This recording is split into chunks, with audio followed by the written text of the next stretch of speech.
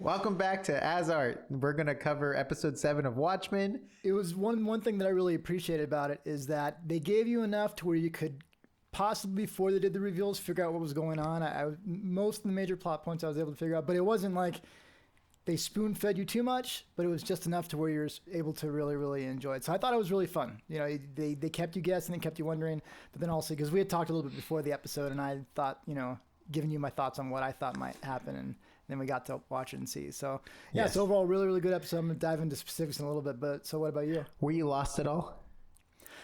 The only spot I got lost in, obviously you guys were digging into spoilers real quick here, so if you haven't seen it, don't watch it yet. Spoiler alert. Yeah, spoilers alert.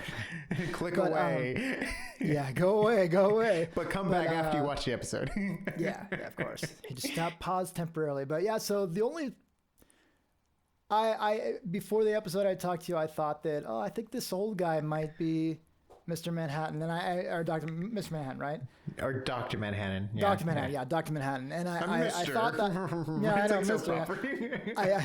I would not have thought that if I hadn't seen the Watchmen movie, and I don't remember much of it. I just remember he had a general disregard for kind of the human race and didn't think much of him. That's why I'm like, well, this guy doesn't care much about these clones that are kind of humans anyway, and he has this power to make them. So I didn't know otherwise how he would fit into the episode, but overall we'll get into like specifics, but really fun episode. Yeah. Yeah.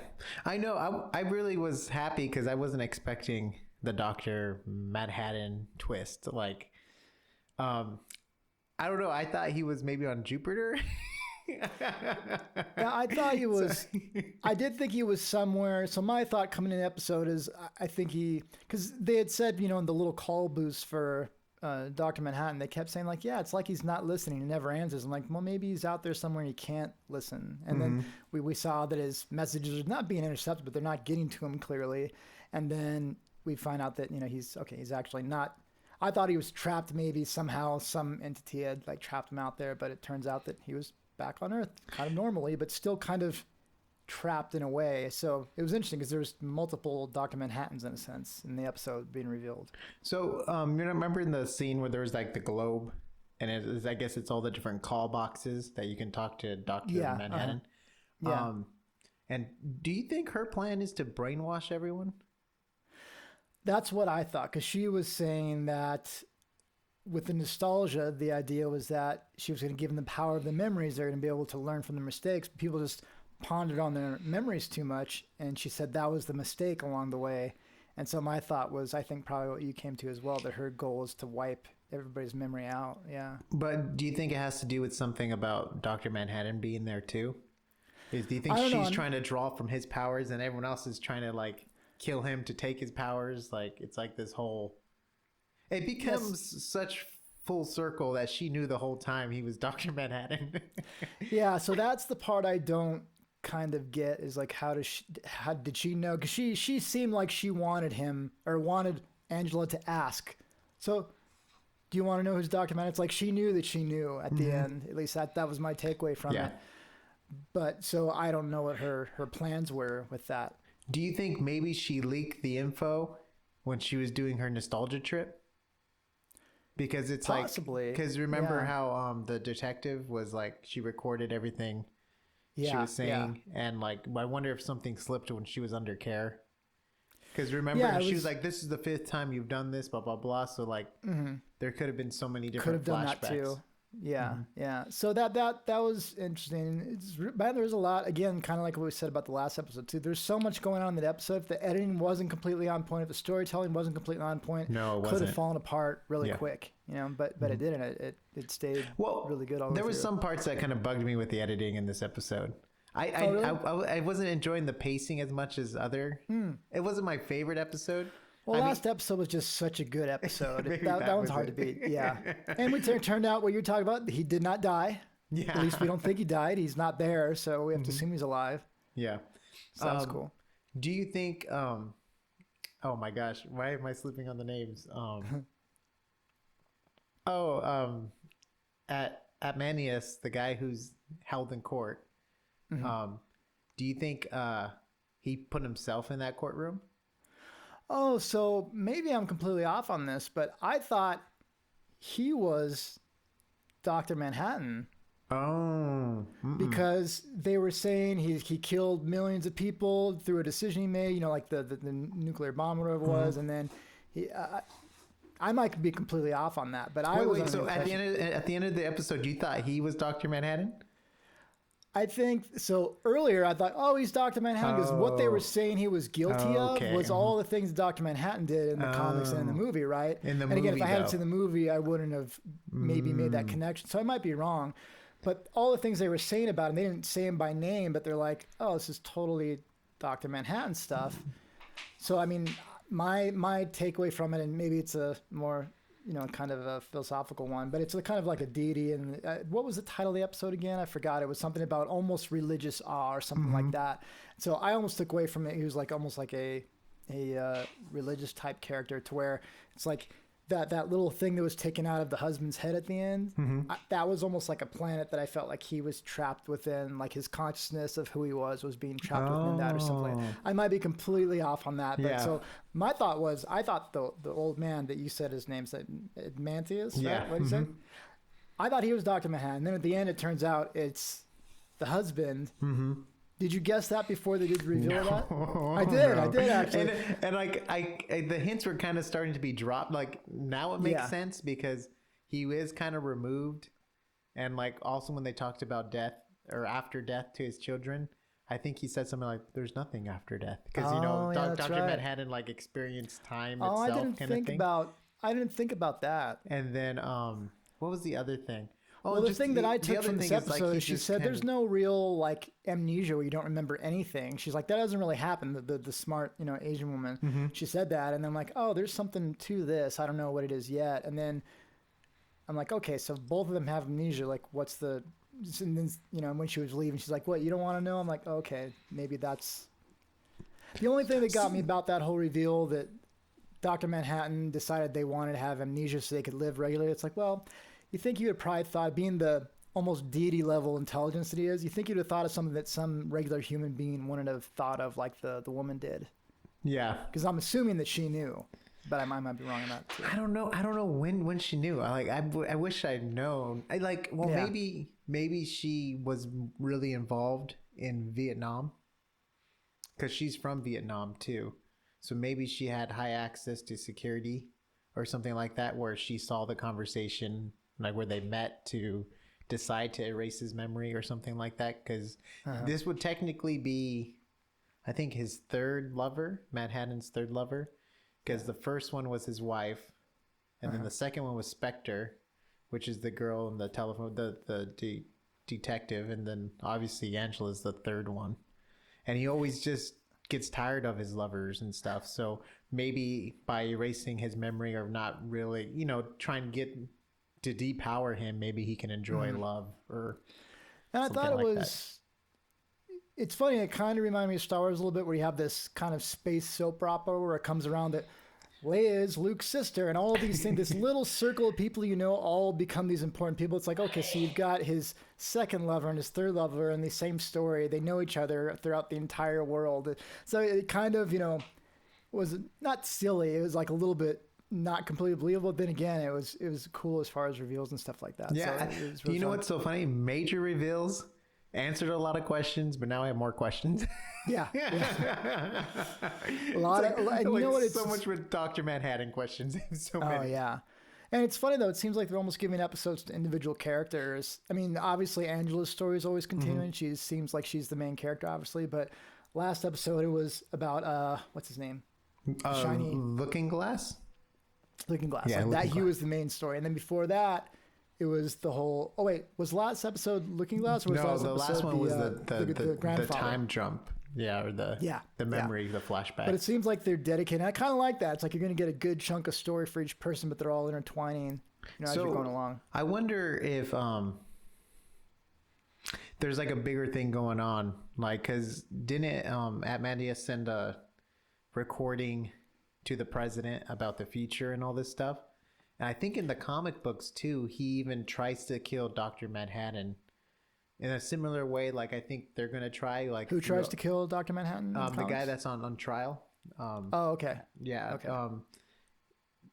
really gotta remember these names now. I'm like slipping with the names. I feel bad for everyone watching. I'm sorry. I'm like blanking like crazy today. I need to take some omega-3s out my brain. But so in the comic books, I think I remember him trying to kill Dr. Manhattan by dispersing his particles, and then he like almost instantly he comes back together. He's like, that was the first trick I learned, because when he like exploded, he had to find himself and all that stuff. So like when they try to destroy him in the comic books, you can't destroy him. So I'm curious if they're, instead of trying to destroy him, if they're trying to use mind control. Maybe that's the whole idea. They're going to try to mind control him and then they own him kind of thing. Or it's so, yeah, I'm curious where they're going to go with it. But one thing I thought was super cool, who I think is going to play a big part, is Looking Glass. Because in his basement, one of the guys' masks were gone. So I'm curious if he put the mask on and he went like undercover, and he's just gonna peel the mask off and go and like shoot the guy. And, that's like, right. I didn't even think about that, but that's very true. She's like, he was like, oh, they don't have any masks except for this guy, and then he's not. You're right. He's probably, now that you mention, he's probably going to be the one that saves the what, Spectre? You said, or maybe he's gonna try at the end. Maybe he won't reveal himself until like Dr. Manhattan's about to die or something's about to happen, and he reveals himself to be the hero. Which is kind of cool, because in the comic books, Rorschach, the hero, he dies and he can't even tell the truth kind of thing. So maybe it's almost like a redemption arc of his character. Interesting. Kind of thing. So that's a good catch, though. I didn't think about that, about the I know, I saw that. I'm like, he must have the mask. Why else would they mention it to us? That someone's if they give mask? dialogue time on screen to it, that usually means it has some type of significance. Sometimes it's just character development. That's when you think about it, which I didn't at the time, that's a plot point. Big time plot point. So that's a good They catch. did that well in Game of Thrones until the last 2 seasons. Yeah, then just they paid off everything except for the last 2 seasons. Like, wait, they're not paying off. But again, anything. that's what I appreciate about this, is that, and maybe I was wrong on certain things, but they're not making any completely logical jumps in reasoning. If you didn't catch it along the way, you're still able to say, okay, that makes sense. Like they gave us clues. I hate it when movies just completely throw a left turn in there that completely doesn't make sense. They give you no possibility of ever knowing that was the case. Whereas in this, you have full possibility of figuring it out if you're, paying attention. And I didn't obviously get all of them until right before. Maybe I'm wrong on some of them. I didn't get some of them, but they give you the opportunity, especially like you said, when you're looking back on it. So really, really cool stuff. So do you think the guy who's running for president, or he was going to run for president, now he's trying to kill Dr. Manhattan to become him?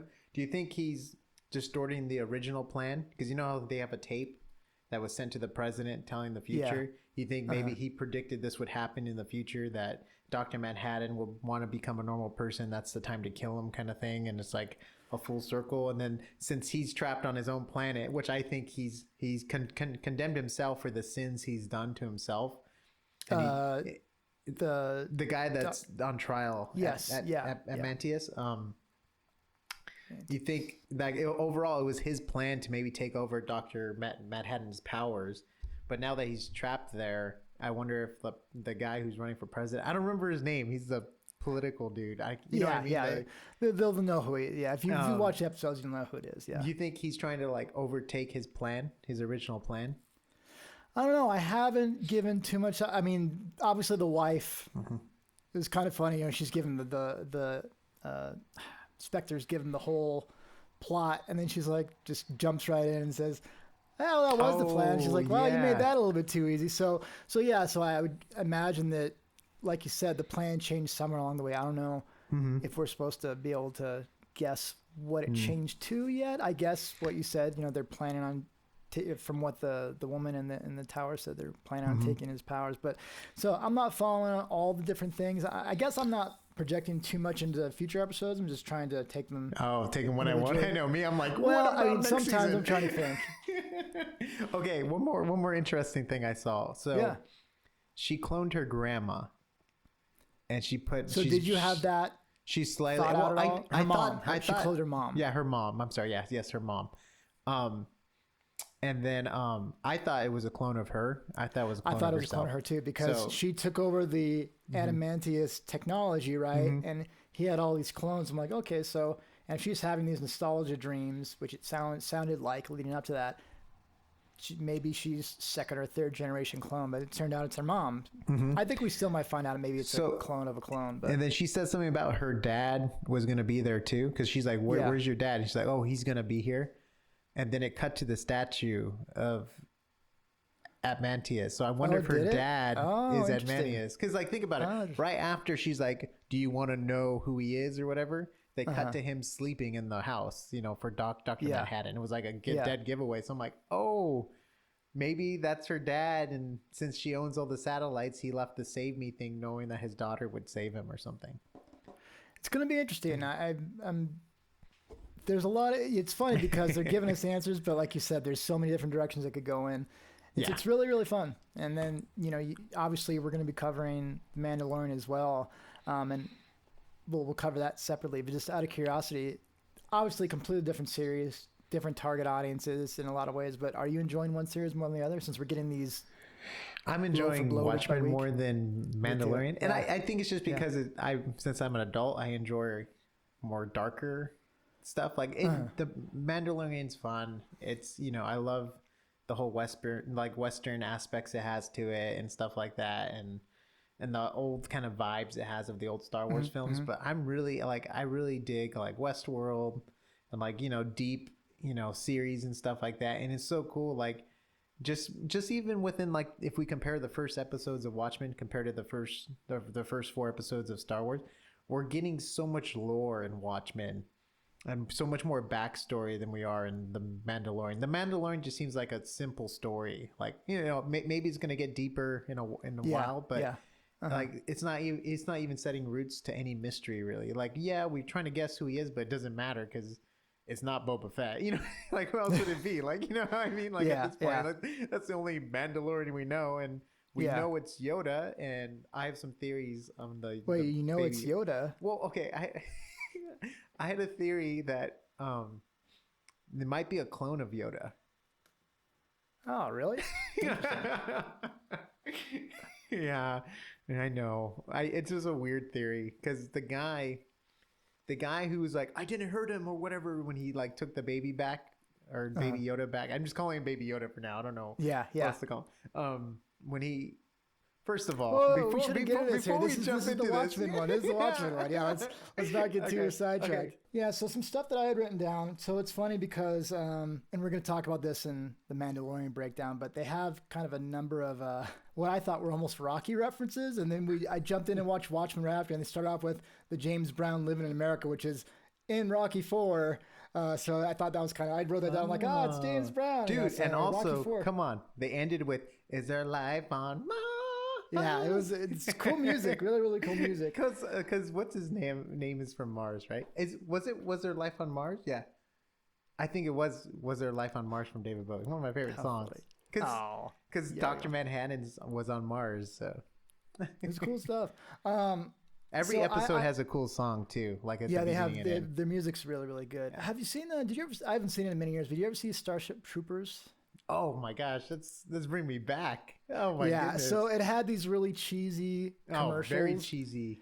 And that's what I remember when they were doing the commercial at the beginning. I thought this is one of those total cheesy commercials, but it was, kind of funny. So that made me think of that.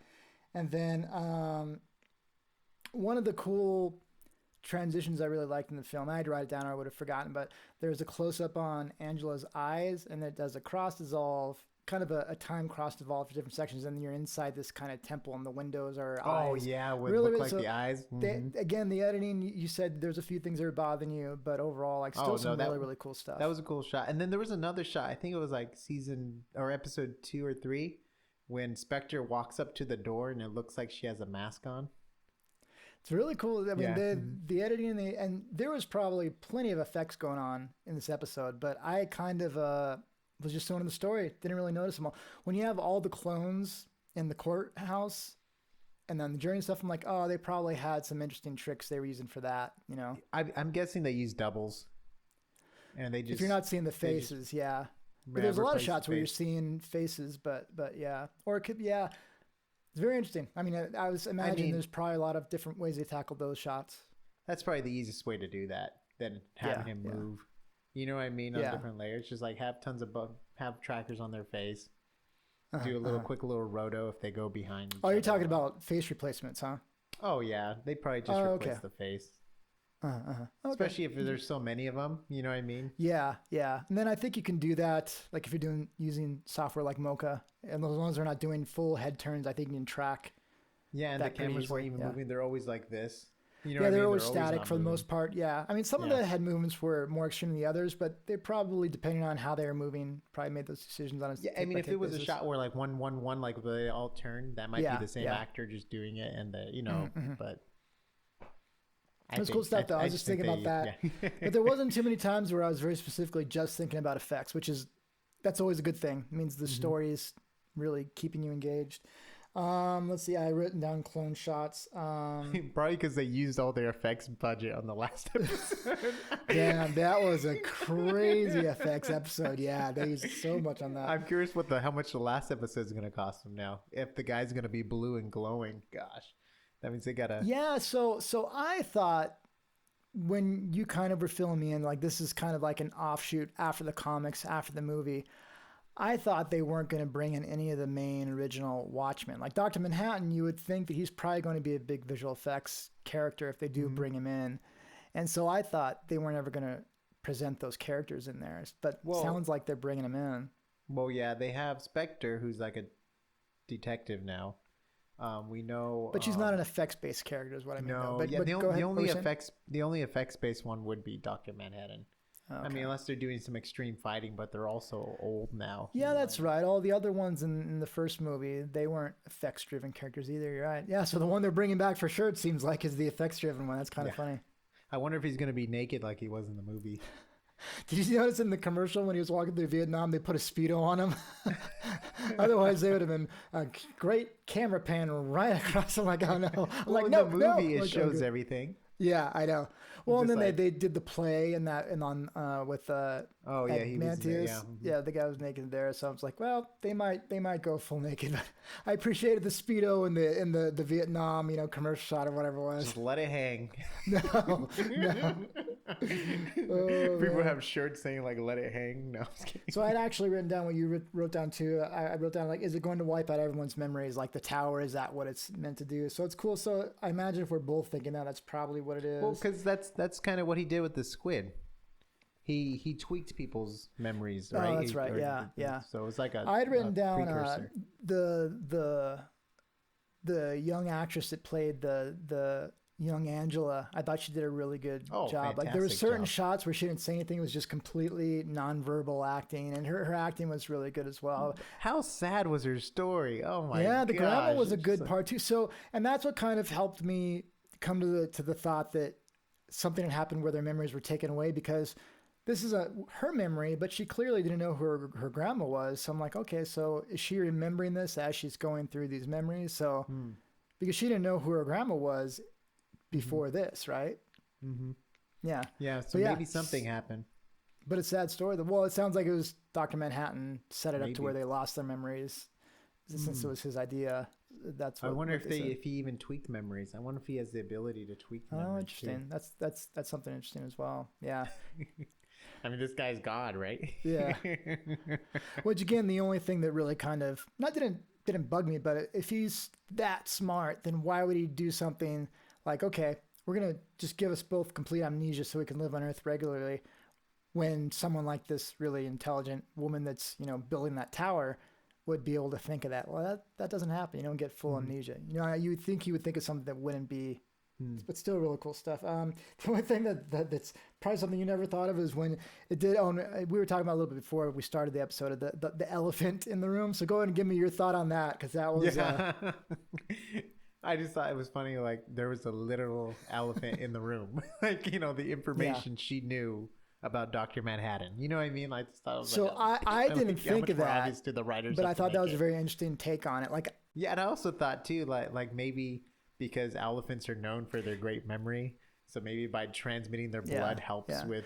And it had I think it had like a CAT scan or whatever it is, or MRI or whatever of the brain on the screen. So I feel like that you are thinking of that. But you know me, like I have a extreme phobia of syringes, you guys. So I'm seeing, these the in and out, tubes going from her already at the beginning. I was like, oh, and then I found I was going into an elephant and out. I was like, it's like I started feeling so sick. I was like, but but I never thought of it. Oh, this is literally the elephant in the room. She has knowledge that she didn't. Yeah, so I thought that was pretty. If that's the case or not, I don't know. I at first I thought, okay, this is a huge host. Maybe it's easier to filter the blood out or whatever. But then it did have the brain scan on the screen, so it was interesting. Now I'm interested in why Angela didn't react to Dr. Manhattan living around us, because like so many times throughout the episode there were so many trigger words for her to get back into like weird memory zone lane, and she wasn't even connected to the thing, and I just thought it was so weird that there wasn't even a reaction since we found out she knows who Dr. Manhattan is. That in there. I'm just shocked it didn't trigger a memory. So maybe you're right. thing. Maybe he did do some alterations of the memories, or I mean, maybe that'll never be addressed. I mean, obviously, you don't need to address everything. I mean, the smallest things were triggered for her. Yeah. She would like zone out, like it's like, and then all of a sudden, like the biggest drop, like Manhattan's living around us, and you're just like, she just walked right out really casually. Nope, I don't have an answer. I didn't think about that, so maybe it didn't mess with the. Yeah, I think it clicked as soon as it cut to him. Yeah. Like after she was like, Dr. Manhattan's living among us or something. Like it clicked for me as soon as it cut to him. I'm like, I got it just a little bit before, just because she was talking about the double amnesia and then some things like that. But it wasn't very. But I thought the whole Hercules. Up until you and I were talking, I thought the old man was Dr. Manhattan still. So, and it sounds like that's not the case. So. Which it could be, because he can clone him. He can have multiples of himself. Okay. He can be like so many. Well, different since you read the places comics, once, and then that's the thing too, is some of these things I wouldn't have picked up on, or maybe start to think about if I hadn't seen at least the movie, as little as I remember of it. But yeah, there's still plenty of opportunities for it to go in odd directions. So really, really cool stuff. Awesome. If you enjoyed it, make sure to like the video. And if you want to listen to our next review for the next episode, please subscribe. And again, if you guys are in the know with the movie things that we missed, or the comic series, if you have theories as well, it's fun to just kind of deep dive and stuff. So yeah, comment below, and we'll hopefully see you guys on the next episode.